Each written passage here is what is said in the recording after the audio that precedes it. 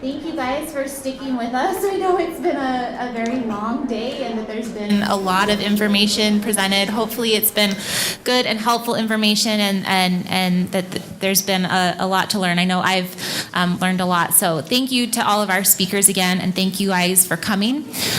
Very briefly, you'll notice on the tables in front of you there's an evaluation, and we tried not to overwhelm you all with evaluations after every session, but if you could do us the favor of filling it out and then just leaving it on the table, that would be much appreciated. We want to know what worked and what didn't. So if you could do that, that would be wonderful. Tricia also has a handout that is making its way around. So if you don't get that, let Jeff or Lindsay, who are walking around right now, know. So this is, as you know, the last session, and because we have an all-star panel here with us today, I mostly want to give them an opportunity to interact with you and answer your questions, but we did title this Coordinating Employment Services, and so we have Leah Labato with us. Many of you are familiar with Leah, but she is on the director of the Governor's Council Committee on Employment of People with Disabilities and Business Relations. And I know if you do a lot of work in this area, you run into Leah a lot. My name in an email. Or you see her name in an email. We also have Serena Lowe returning, and in addition to obviously her role on ACL, I know you've previously worked with ODEP, and that might be a role in which some folks have encountered you, and obviously makes you perfect to talk about this topic. And then last but certainly not least, we have Tricia Jones-Parkin from the Division of Services for People with Disabilities, champion of Employment First. So I will turn the time over to each of them, maybe to just talk a little bit about what you guys do, and then we'd like to just open it up for questions. We know it's been a long day, and we want this last session to be productive and interactive. You go first? Yep. Yeah. Okay. So as she mentioned, I do work with the Utah State Office of Rehabilitation as the director of the Governor's Committee on Employment of People with Disabilities and Business Relations. I've been working in the realm of employment and people with disabilities since 2003, where I started as a Choose to Work specialist with the Department of Workforce Services. So I've really seen a lot happen in the state since 2003. Started in 2005 as a business relations specialist, and that was really where Voc Rehab started to get their ball in the game when it came to working with businesses. Prior to that, Voc Rehab really didn't do a lot to engage business partners, and what we're finding more and more is that if we don't have business partners who are invested and interested and find that we have support for them, we don't have a chance. Because it is all about relationship. It's all about building relationships, supporting relationships, and finding those successes that we can champion. With the Governor's Committee, we're working on quite a few different things around employment and access. Some of our main goals this year are really highlighting the Alternative State Application Program. And how many of you, by raise of hands, have heard of the Alternative State Application Program? Oh, it's so very sad. ASAP, or the Alternative State Application Program, is a way that individuals with disabilities can potentially apply for positions non-competitively for state employment. And it's really underutilized. So we can definitely answer some questions about that, or you can reach out to me for more information on that if you'd like. The Governor's Committee is also working with federal contractors. How many of you are familiar with the new regulations? Well, they're not actually new. 2014 is not that new. But for some, it's pretty new. To hear about it, but the new regulations for federal contractors to recruit, hire, and retain 7% of their workforce as individuals with disabilities. How many of you are aware of that?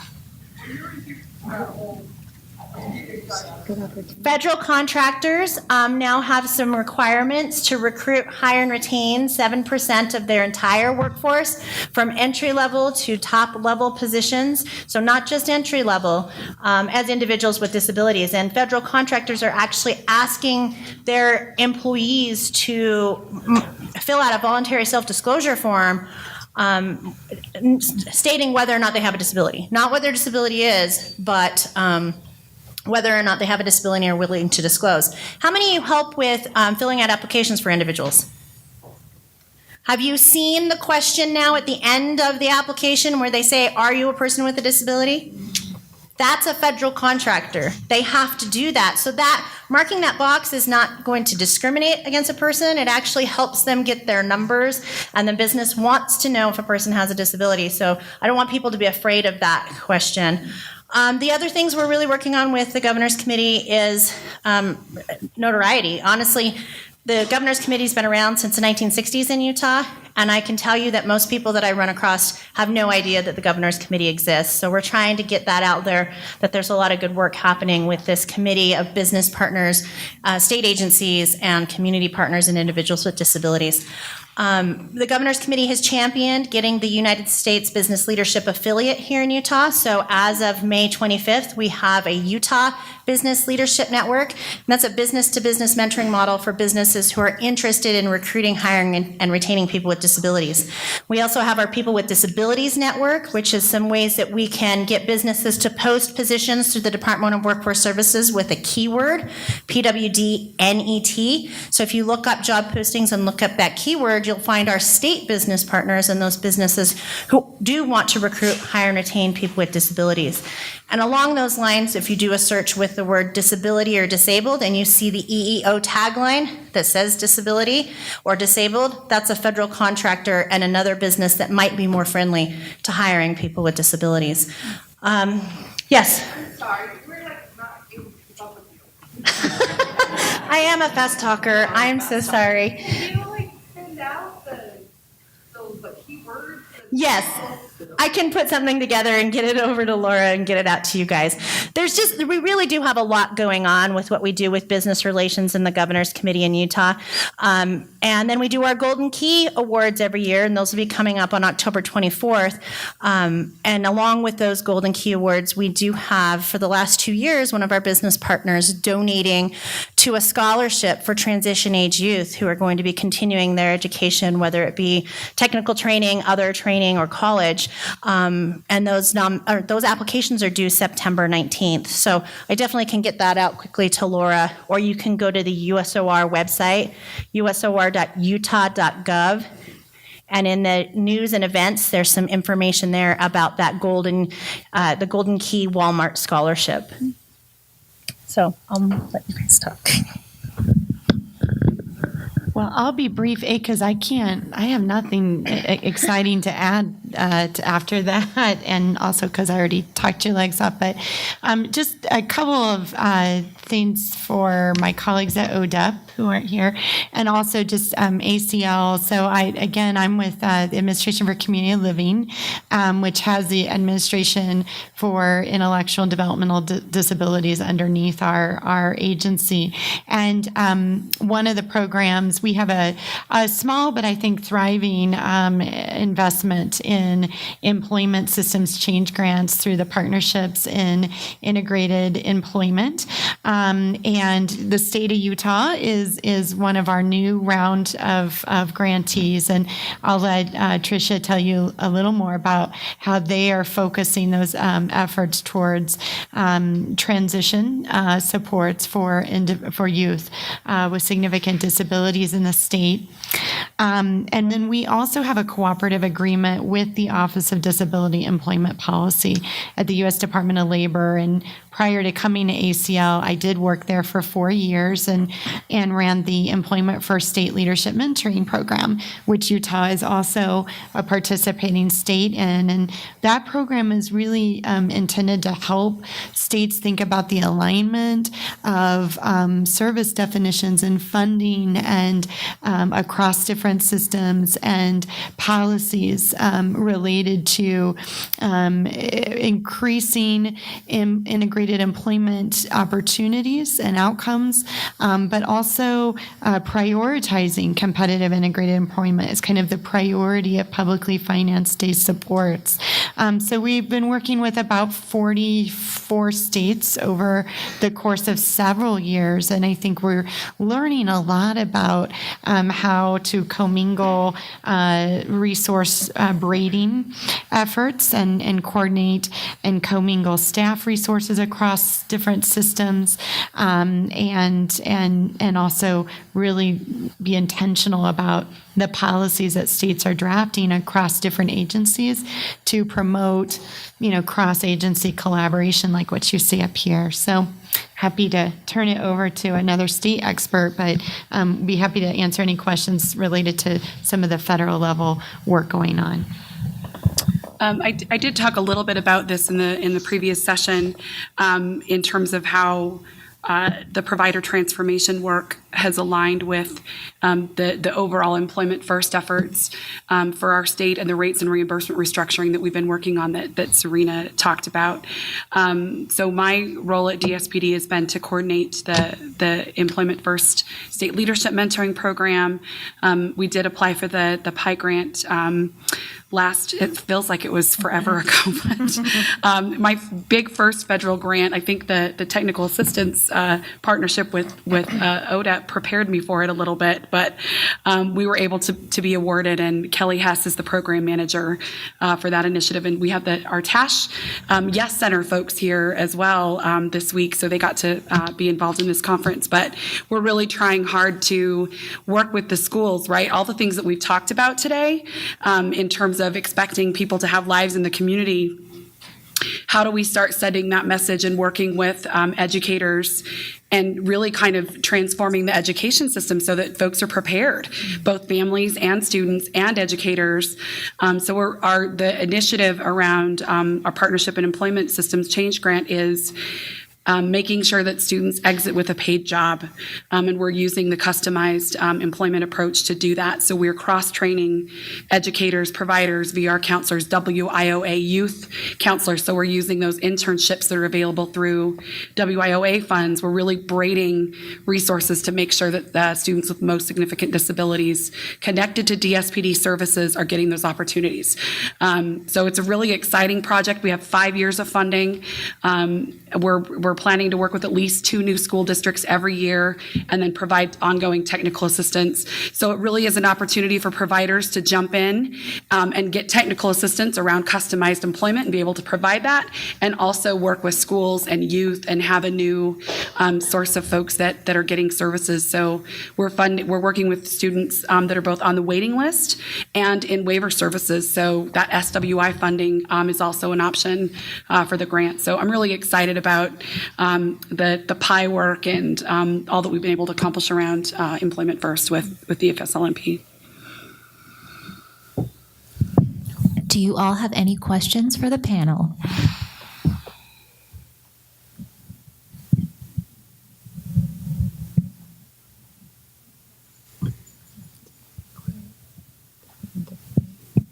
Yeah, Leah, you mentioned that ASAP. Could you explain a little bit more about that?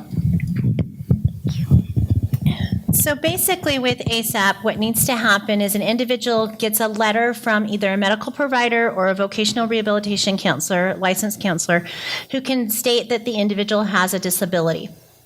That letter then goes on file with the Department of Human Resource Management. There's actually some information on statejobs.utah.gov and some frequently asked questions there. And it basically, that letter stays on file for 3 years and will stay on longer as long as a person is applying for positions.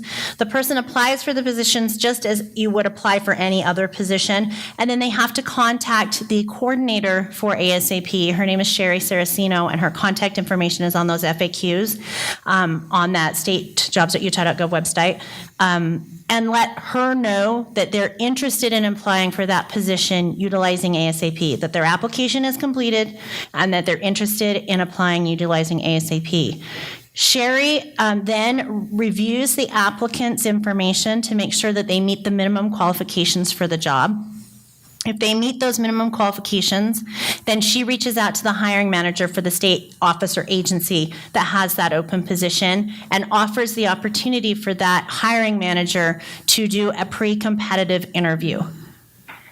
So they can get the interview prior to the competitive pool closing, and if they're a good fit, if they feel like they have the skills and ability to do the job, the hiring manager can hire that individual prior to the competitive pool closing and move forward with that individual. The individual does do an additional 6-month on-the-job examination period, and then if, during that time gets feedback from the supervisor about how they're doing on the job, and if they complete that 6 months, then they're converted to a usual, I don't know what the name is, but it's not permanent, but a state employee and then completes the usual state employee 1-year examination period or probationary period.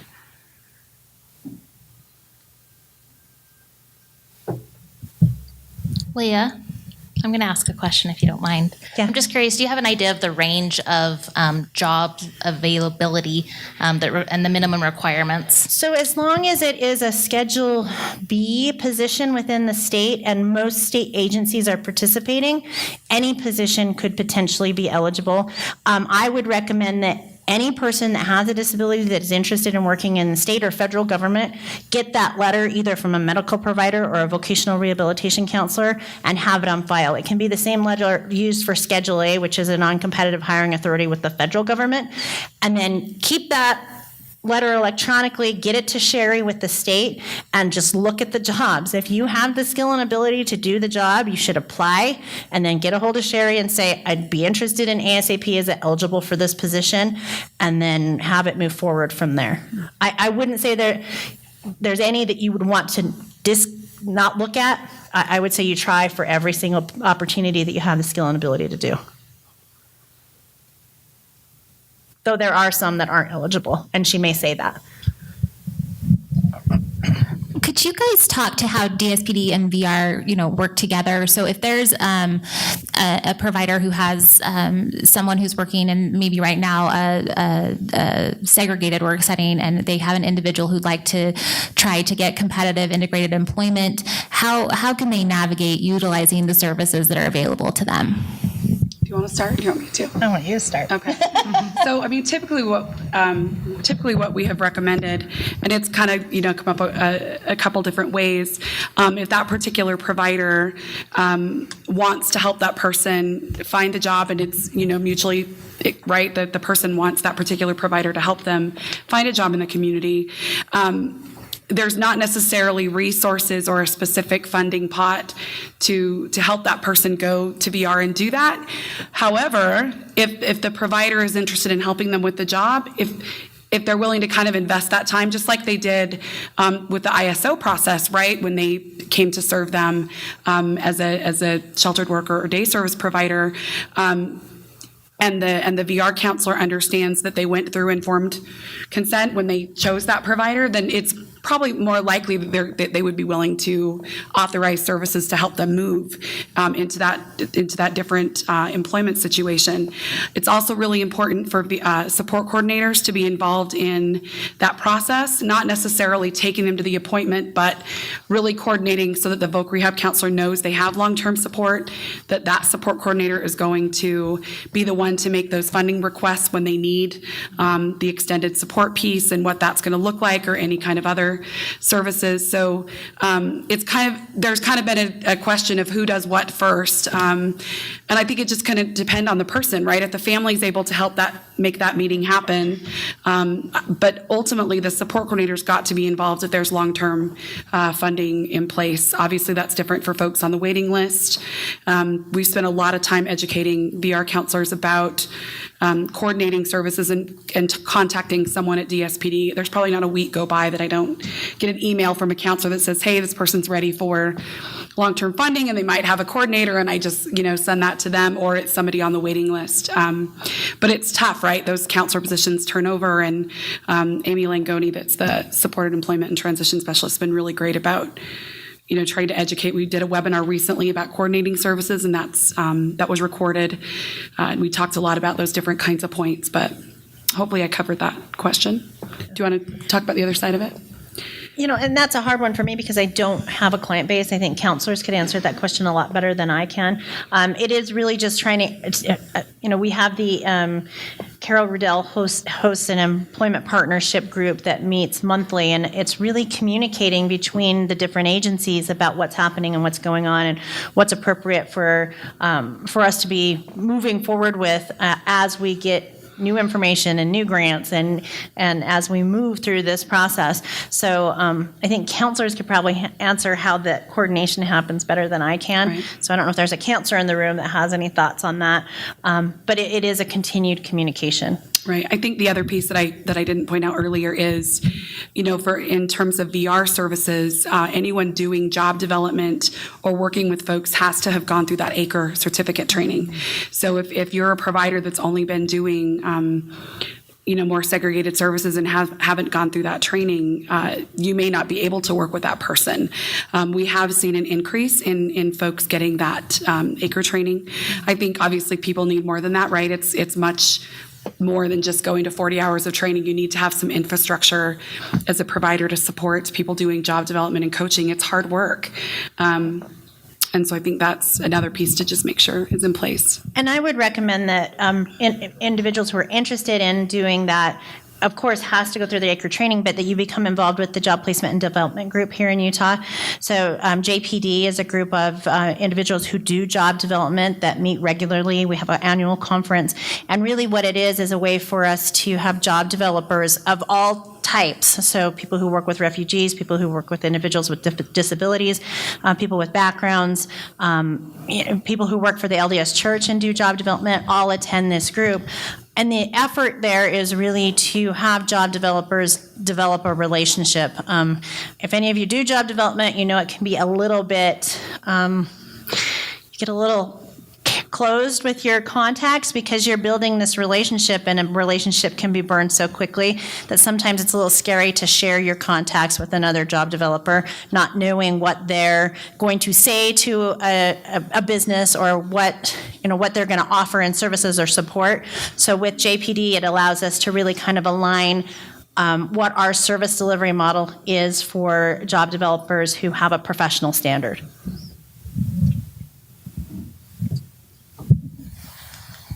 I think something that we have talked about a lot today is that there's a lot going on in the world right now between the Home and Community-Based Settings Rule and WIOA and Employment First initiatives.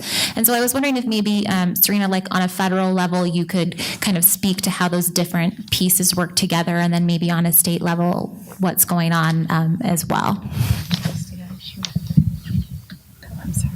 What am I doing? I'm sorry. It's my fault.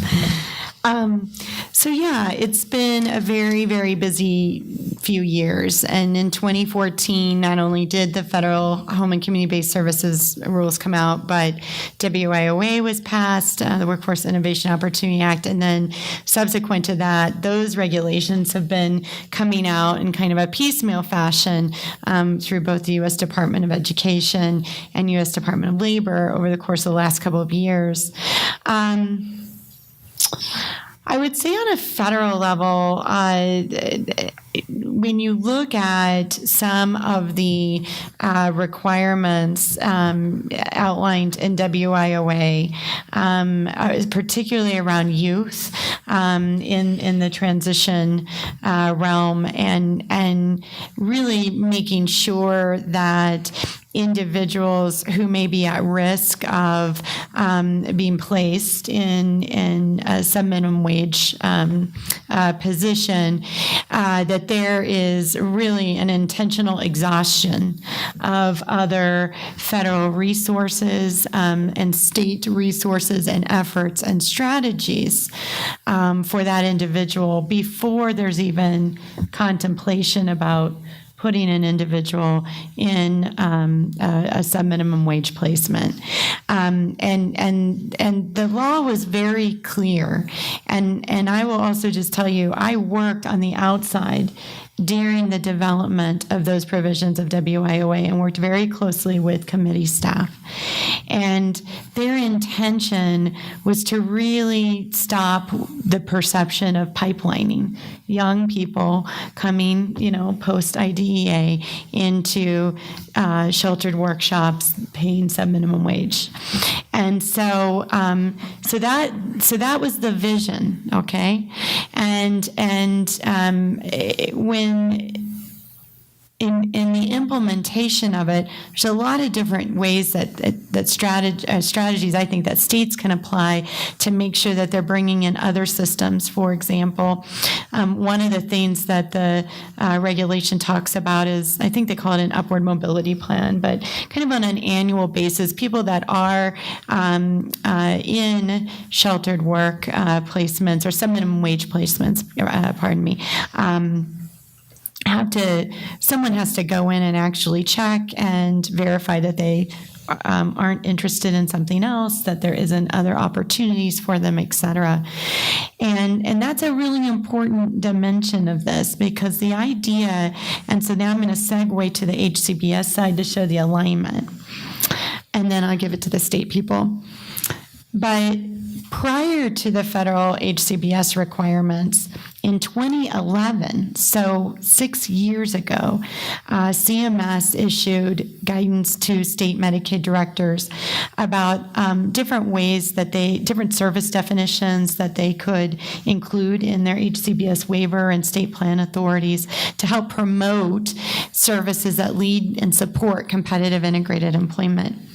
And one very important item that was in that guidance was CMS's intent that pre-vocational services be time limited.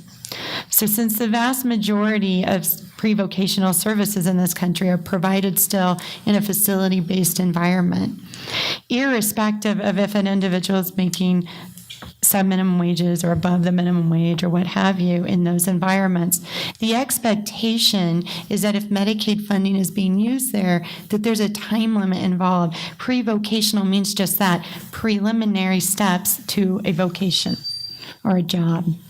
And so I think there's some important synergies. I would have loved to see CMS and Department of Labor and Department of Ed come out maybe with some guidance about how these two very landmark federal changes could be aligned in a synergistic way. They didn't do that, and they're not going to do that.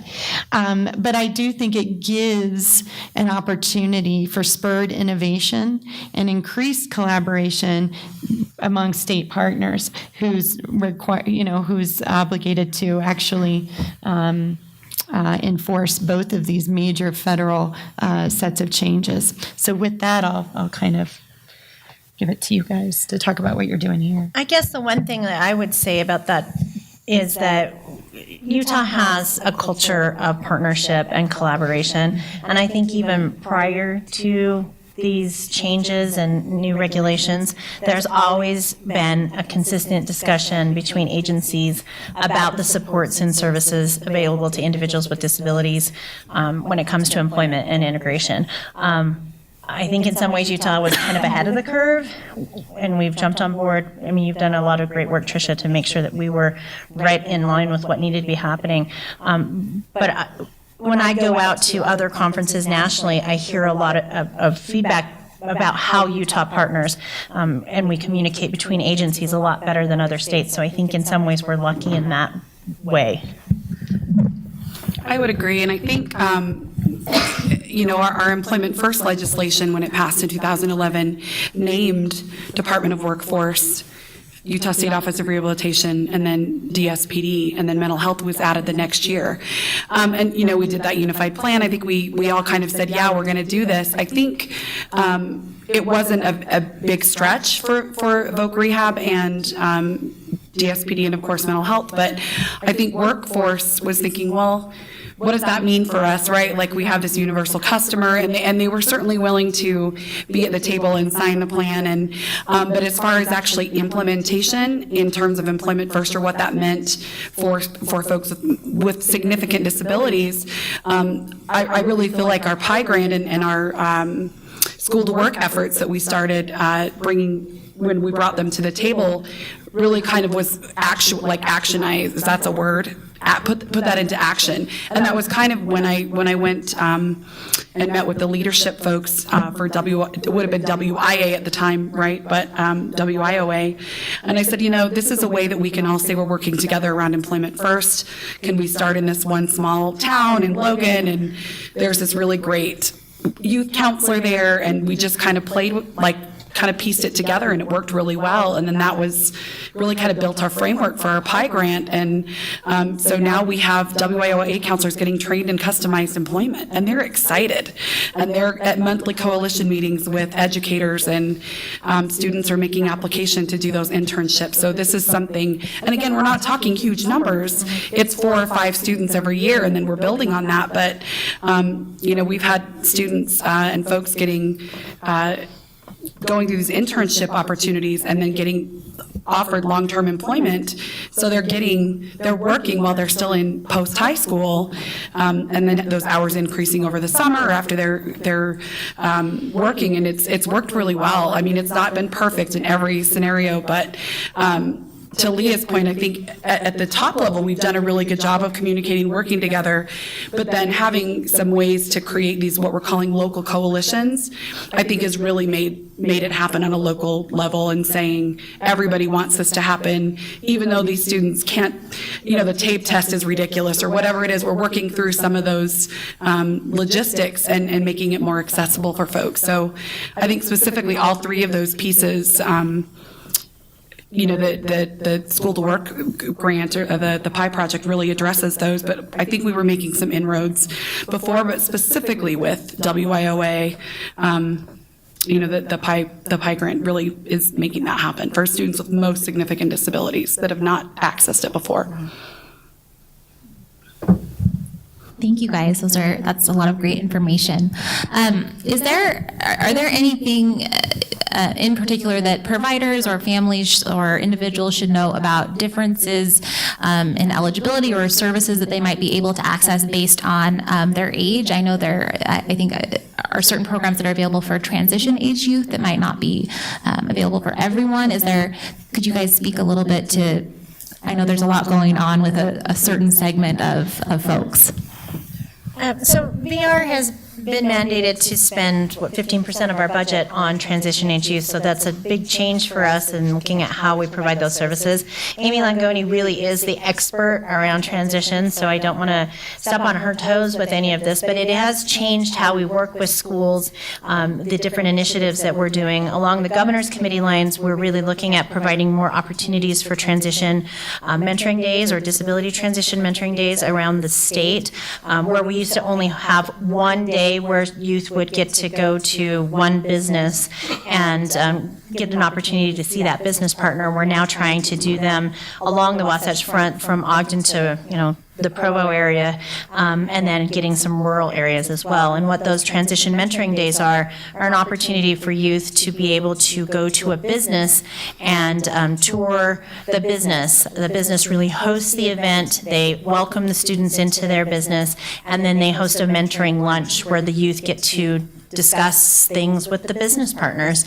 And we're really trying to expand those opportunities. I know Amy is working a lot on different pilot programs and other programs to help individuals to access employment at younger ages, that individuals get a paid work experience prior to graduation. So there's a lot going on around those areas, and if, I would suggest that schools are connecting with their vocational rehabilitation counselors.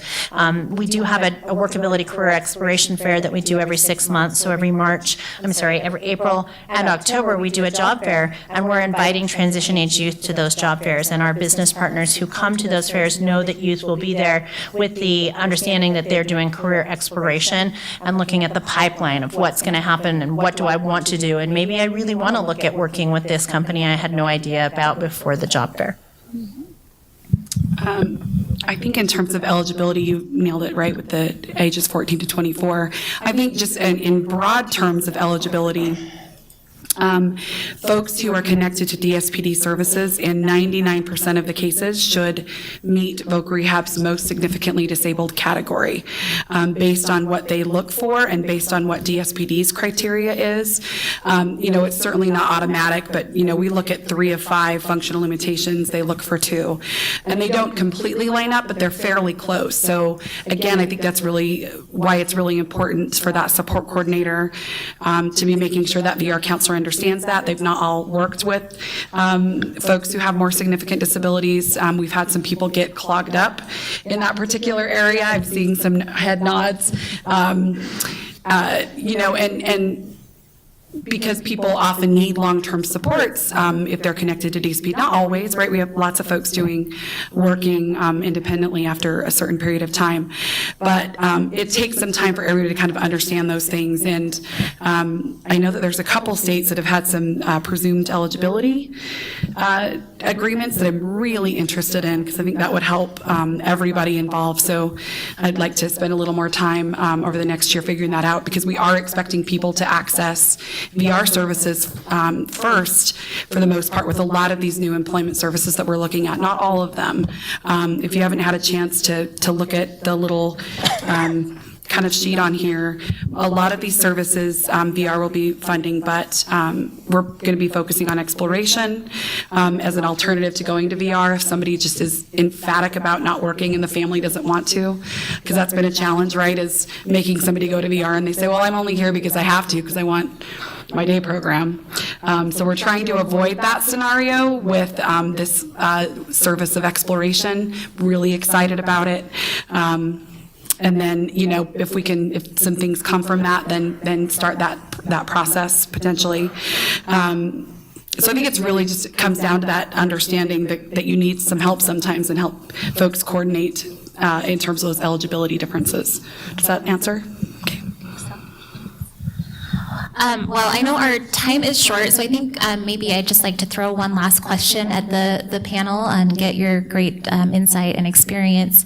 I'm just curious if you could give advice to providers who might be working with an individual or a family who, as you mentioned, Tricia, is nervous about the idea of trying something new and working in a way that they haven't experienced in the past, and is kind of filled with some reservations. What advice you might have for a provider who was dealing with a situation like that? You get to go first. I've done a lot of presentations with schools and teachers, and to some different parent groups as well, where I talk about the fact that, thinking about employment is not something you start thinking about when somebody's 18. It's something you start thinking about when they're 2, 4, 5, 6, looking at what opportunities you give individuals with disabilities in the home setting to do chores and find activities they like to do that might be family activity, chore things, and trying to build on transferable skills. I think it's going to be it is a paradigm shift. We've been doing this for so long that it's something that we kind of think that that's the way it has to be. I think it'll be slow for some of those families who have the thought that my child's never going to work, or I've never thought about employment for my child. And if you've never had that conversation, why would that individual with a disability have ever thought about employment? And it would be scary. So I think that there's a lot of things that families and parents and schools can do to be looking at what transferable skills are we building in the youth that we're working with. As a teacher, I've talked to teachers about the fact that the classroom is like work. The teacher is the boss, and our youth looking at the teachers in that way. It's like task management that I get in my job. I have my boss that's like my teacher. They tell me what I need to do. I have a certain timeline to get it done, and I get it done. And trying to compare things that are happening in a school to what happens in a work setting, so they don't seem so foreign when that conversation about employment starts coming up. I do know that I'm never going to be okay with saying, yeah, we'll never talk about work for you. Doug Crandall, who's doing work in our state, is also doing work in New Mexico, and talks about a young man who the only thing they could kind of figure out that he enjoyed, or that was a focus for him, is that he enjoyed applause. That was it. That's all they could come up with, is he loved being around applause and hearing applause. So they started thinking about where applause happens, and they got connected with, I don't even know the whole story, but essentially, and this particular man can do this with his finger. So they hooked up one of those what are they, the power, like at the games where they like shoot the t-shirt clear up into the nosebleed seats. So VR worked and helped him purchase some of that stuff, and then he was contracting with various schools, and he has support, a person that's with him to do that at games or different events in small town New Mexico. So again, from applause, they came up with something, but it took a lot of work. It took a lot of people coming together. It took more than a year, I think, to come up with that. But that's not something I would have ever dreamt possible, or that you could come up with something around work. It's not every day. It's not 40 hours a week. But I think we owe it to folks to really explore that and try. And I do know there are families and people who are adamant about, nope, I want safety, I want protection, I want, all those kinds of things. And we just have to keep trying in different ways, whether that's in those settings where, that they can get a little bit of that, and we just kind of keep trying and maybe keep showing the parents as we're working with them, different things that they can do or the different things that you've exposed them to. I think we'll be better at it as we continue to do it. So that's kind of, I don't know, my big broad advice. We did have a parent night in Carbon, and a parent came, and we had a young woman who owns a coffee shop in Independence, Iowa. Ashley Lance, who's also doing technical assistance work here, has a sister who owns a coffee shop. And I guess she was just getting really jealous of Ashley coming out to Utah. And so Ashley brought her out, and she was a guest speaker at our parent night. And the parent went up to Ashley's sister and her mom after and said, I really had no vision for my daughter until I heard your story. So I think it's just kind of getting more of that out. And that was a parent that was convinced her daughter wouldn't work. She wouldn't let her be in our pilot project. And now she's enrolling. So again, it's one person at a time. And I think that's another big focus, right? If you think about an entire room full of people who have complex health issues, that's overwhelming. But if you just kind of try to work through that one person at a time and what that person needs or what little things you can do, I think it'll help. So from a Policy Geek standpoint, there are three things I've seen happen in various states and communities that I think really help. I've met thousands and thousands of reluctant parents in the last 12, 13 years. And the first concern about safety or just the person potentially failing and causing them self-confidence issues or what have you, that is definitely the forefront of parents' minds. And to Tricia's point, the best way to help overcome those fears, because it's what they are, is that peer-to-peer. It's not something that I can tell them, or people sometimes just have to see things and hear things to really see the potential. And so in terms of, how do you go about doing that, there's been some really cool things that have been initiated sometimes by providers, sometimes by case managers, sometimes by a state or local county agency to spur that kind of almost, so I've seen kind of three things. One is hosting like a monthly family night focused on employment and transition, and it's always actually the way I heard it, because employment scares people. So building hopes and dreams, and then it's really about, having a facilitator coming in and talking to people about, what are your vision for your loved ones, but then what is theirs, and having them actually try to articulate that. And it's oftentimes very different, right? So that's one thing. Another thing we have seen is providers who have started having some success with a handful of clients, they get really excited really quickly. And so, like I told you, Tyler Hampton from Tennessee calling me and saying, wow, we have drank the Kool-Aid and we're closing everything in less than a year. And I was like, let's back up a little bit, because, not everyone drank the Kool-Aid with you. But he started, saying, hey guys, who wants to go on a field trip and see Stacy in her new job today? And everyone that was friends with Stacy before she left the day hub wanted to go see Stacy. And so they would, arrange things with employers to come and, just bring a couple of people at a time, and then maybe their parents would come too along. Or maybe Stacy's parents would reach out and say, hey, John and Henry came and saw Stacy at work this week, and it sounded like they might be interested in work. We were really nervous about it. You want to get coffee and talk about, we can tell you what our experience was and what worked and what didn't work and what the hiccups were. And we have found that many times parents are willing to be kind of mentors or peer mentors to other parents and families, and that those can be kind of systematically infused inside provider environments. And oftentimes, agencies will help give a little seed money to pilot some of that. Just throwing that out there. The other two things I just want to say real quick is the second barrier is about benefits planning, right? I mean, let's just be honest, okay? A lot of the people we're working with, it's not just the individual that's dirt poor, it's family.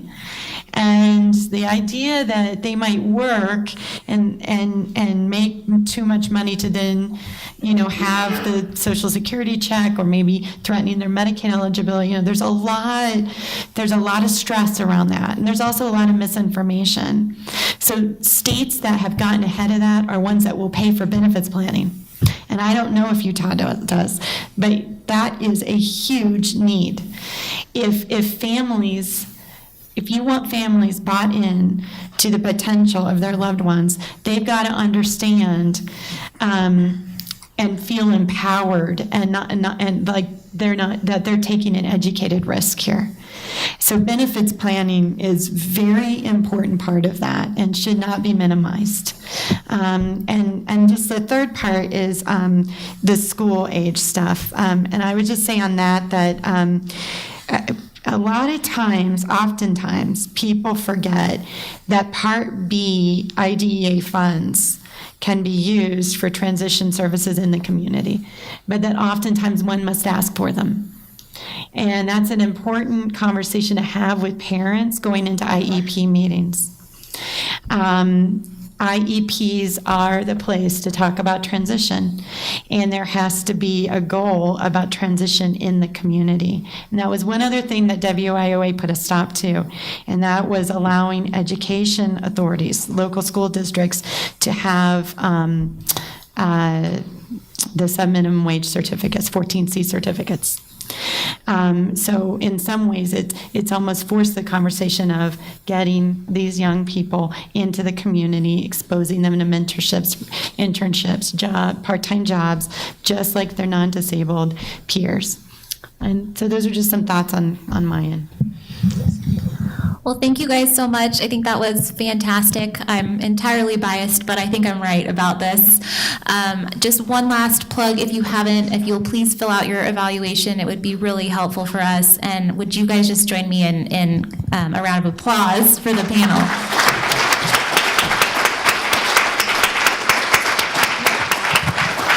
Really quickly, I'd also add that the Governor's Committee has a presence on Facebook and Twitter, as well as the Utah Business Leadership Network. So we are posting when we're having our job fairs and our employer workshops and the different events that are happening with mentoring and the Walmart Scholarship.